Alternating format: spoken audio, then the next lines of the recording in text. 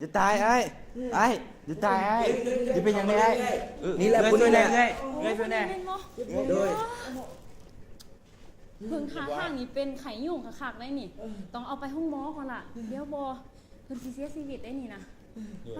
เบิ่งโฆษณาออกขางออมแอวเคยปฏิบัติหาปออยู่บ่ หาพ่อ ว่าจะหาป้อมยังแน่น่า อีหยังวะหาปอ คันสันเฮาเริ่มปฏิบัติกันเลย ปอที่1ปี๊ดภาชนะทีบรรจุน้ำปอที่2เปลี่ยนน้ำในภาชนะทีบรรจุปอที่3ปล่อยปลาหางนกยุง